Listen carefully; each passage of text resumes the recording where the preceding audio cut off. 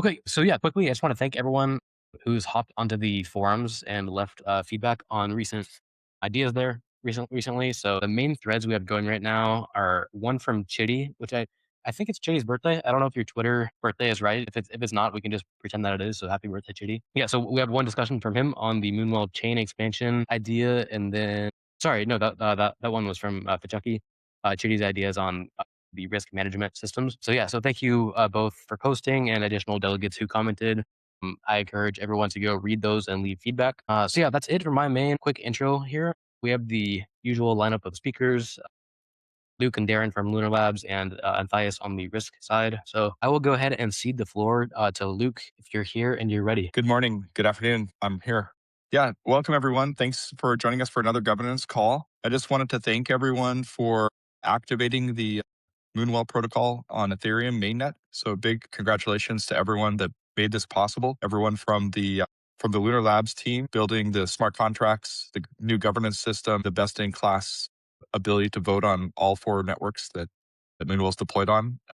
And, also we're seeing some incredible success with the new markets. If you haven't seen, there's some healthy liquidity incentives there. And we've already seen over 2.5 million in TVL in just the last couple weeks. So thanks to everyone for all your hard work there. And wanted to just, give a couple updates. Now that we have expanded to Ethereum mainnet, I would love to hear feedback on which markets to add next. We started with a very conservative blue chip only markets, Coinbase wrapped Bitcoin, USD Coin, Ethereum, and Tether. But would you like to see Lido staked ETH as collateral or other markets? Please let us know on the governance forums because, your feedback informs what we should do next. And then like mentioned earlier, we're looking for feedback on chain expansion. There are some new layer twos or alternate EVM environments like Circle's Arc network that are good opportunities for potential expansion. And we'd love to hear from you about where Moonwell should go next. So I'm going to turn it over to the other speakers, but just wanted to welcome you all here, congratulate you on the successful launch of Ethereum mainnet, and learn more about where you want to see us go next. Thanks. All right, from there we'll go to Darren. You're ready? Okay.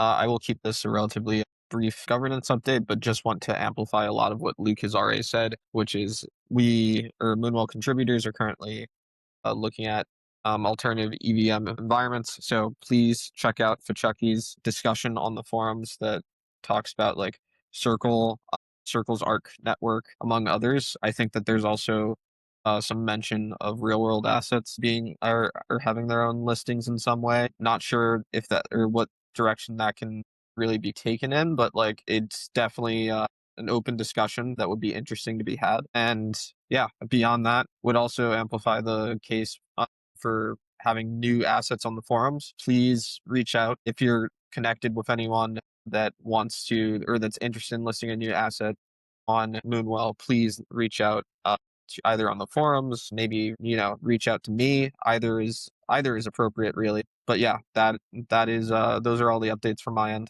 Thank you. Awesome. Thank you, Darren. Chris, if you're here and you're ready, all yours. Hey, I just want to make sure you can hear me. Yep, got you. Cool.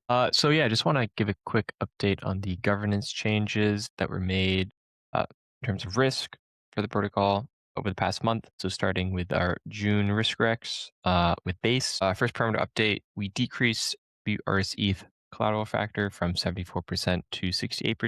And this is the beginning of a process to unwind this market. As many of you know, Capital's RSETH experienced a quite serious incident involving Aave and Layer 0, where a bunch of RSETH was minted and borrowed against on lending protocols. And so we were not affected by that. We had a risk off stance with RSETH previously, but yeah, just wanted to start the process of winding down that market on base as well as on OP mainnet. So on OP mainnet, also reducing collateral factor for WRCETH from 74% to 68%. Other parameter updates on OP mainnet, we are also deprecating the CVETH market there, as liquidity is basically non-existent on OP mainnet for CVETH. So increasing reserve factor to 99%, decreasing collateral factor to 1%, and flattening the interest rate curve. So borrow rates are fixed at 1%. And that is it for our June risk recs. Now, we did have some other actions executed as part of that proposal, where approximately $550,000 of bad debt was repaid using protocol reserves. So reserves were withdrawn from various markets and used to repay bad debt. And as well, there's about 1.4 CBPTC withdrawn from reserves, and that was allocated towards being distributed to users affected by the CBETH incident, and that will be distributed shortly. Another quick update, we just put up a proposal for our July risk recs, and I can go over those quickly as well. So a quick summary on base, WRS ETH auto factor decreasing a bit further from 68% to 52%, and then quick updates to USDC interest rate curve, slightly raising the multiplier there from 0.056 to 0.06, and that will basically just increase the borrow rate at the kink slightly, as well as an update to the memo interest rate curve, decreasing the rate at kink. So decreasing multiplier from 0.45 to 0.26. As well as part of this proposal is another withdrawal from reserves to repay bad debt, and also withdrawing reserves to send to users affected by CBETH. And as in this month, it would be about 35K reserves going towards bad debt and 35K worth of reserves going to users affected by CBETH. And once all the reserves are withdrawn and swapped to ETH, then they will be distributed to users affected by CBETH. As far as updates from me, that's all. And yeah, happy to pass it on to the next speaker. Perfect. Thank you, Chris. See, Darren, did you want to go over the Q&A today? Yeah, let's go over the Q&A. Okay, so 2 questions for today. So for you, Luke, so first question is, can you give insight into what is being done to harden against the newly launched frontier AI models? Great question. So yes, as many of you are aware, there are new frontier AI models like Mythos, only available to select companies, and Fable, which is a Mythos class large language model that have the capability to do, to create or to discover vulnerabilities in older code bases. And this has created a lot of challenges across all of the crypto projects in the space. You probably see a lot of hacks happening if you're paying attention to crypto Twitter. And so I wanted to let everyone know that, the Moonwell team, we've taken this very seriously in the sense of we are actually using a lot of AI tools ourselves, including, the latest models to actually do our own internal red teaming of contract systems, our entire code base to make sure that it's secure. And I have some good news to report in that area. First of all, the core markets that you see on all of the networks we support, where you can, supply any collateral asset and borrow any borrowable asset, those are largely powered by the Compound V2 code base, which has been around for over 6 years and is very battle tested in that it's held billions of dollars of TVL across large projects like Compound on mainnet and Venus on BNB chain. If you're familiar with those 2 projects, they both held billions of TVL, and there have been to date no novel exploits found in that code base. And then for our Morpho vaults and the isolated markets they supply into, Morpho has a very nice immutable contract system that has actually been audited over a dozen times and has been live holding billions of dollars of TVL. And those contract systems are very small code bases, 600 lines of code in the vaults themselves. And so similarly, they're very battle tested infrastructure. Now, we spend a lot of time thinking about how do we make sure we stay ahead of the frontier models. And basically, our approach is to do 2 things. First of all, every new contract change we make gets audited by not only our internal team, but also we run it through our own set of AI tools and analysis. And then we have a human auditor pass, which uses typically 2 human auditors. So we think this is the right approach to keep us safe. And I think that this is helping us to stay ahead of the frontier models. And I think every significant project in the space has to do the same thing. We have to use AI to basically fight AI, and not only AI, but human auditors as well, armed with AI tools. And I think most of the auditing firms now are using pretty solid AI tools. And I also wanted to let people know that we're in the process of bringing on another security consulting firm, Sherlock, who also offers some cutting edge AI auditing tools, but that will give us more sets of eyes, more auditors, in addition to Halborn and others that can help us stay safe in this.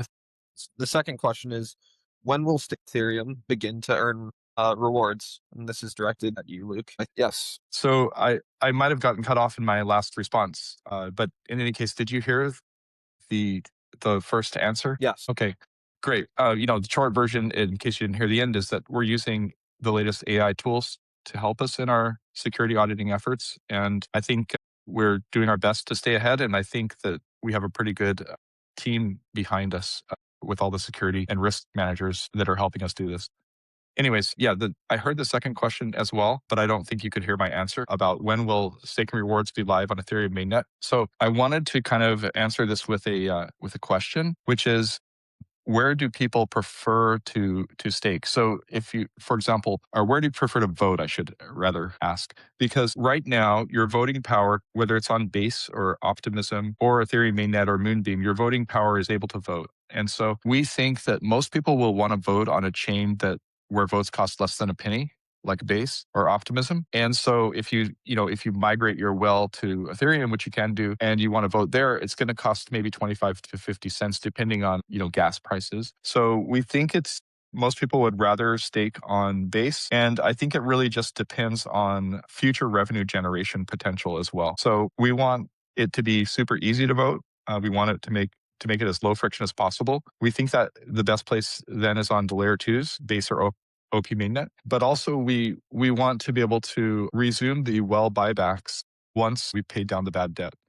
I'm encouraged to learn that in the May RiskRex, we repaid over 500K of bad debt. And so as soon as the bad debt is repaid, we'd like to resume well buybacks based on protocol revenue. And right now, the most protocol revenue is being generated on Base. So I think that this kind of informs, where do people want to stake? Probably where they can vote with less friction and where they have opportunity to potentially, participate in higher staking rewards based on the well buybacks in the future. So would love to hear your thoughts on this, but we don't currently plan to add staking rewards to Ethereum mainnet yet. If you think we should and you'd rather stake on Ethereum mainnet, please let us know on the governance forums. We could start a discussion about that. But I think Base primarily is one of the best voting locations simply because of those reasons, low cost to vote, opportunity to participate in well buybacks in the future based on protocol revenue. It's also where the vault revenue is being generated from the Morpho vaults as well. So that helps contribute to protocol revenue.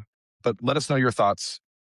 For now, we've just left those with non-incentivized on Ethereum mainnet. You can stake if you want to, but there's no stake and reward for doing so. Perfect. All right. I think that was the only two questions we had this month. So yeah, thanks for those answers, Luke. And that was mostly it for the main agenda. A bit of a short and sweet call today. As usual, I'll just note for everyone in the audience to go ahead and watch out for the Google form link that will get posted next month if you want to have your questions answered on the next call. And I'll go ahead and pause for a moment and let any speakers get in any final points that they might have. Yeah, I'd just like to close with a bit of a note about, for those of you paying attention to the DeFi space in general, you might have seen a lot of real world assets are having challenges right now. And I just wanted to, first of all, thank the risk managers at Anthias Labs for keeping all of us safe in this world. And I wanted to let everyone know that due to their cautious and conservative approach, none of the Moonwell vaults are exposed to real world assets that have been depegging recently. And there's a really good reason for that.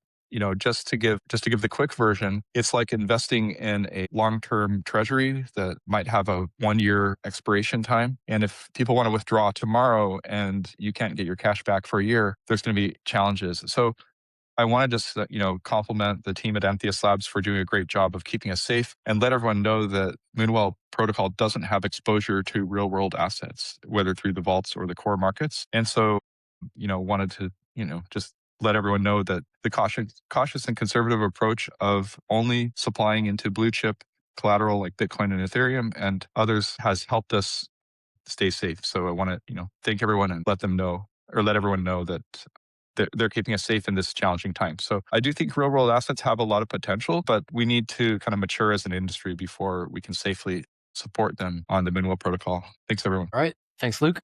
If there's no final points from any speakers, we will reconvene on the last Thursday of July.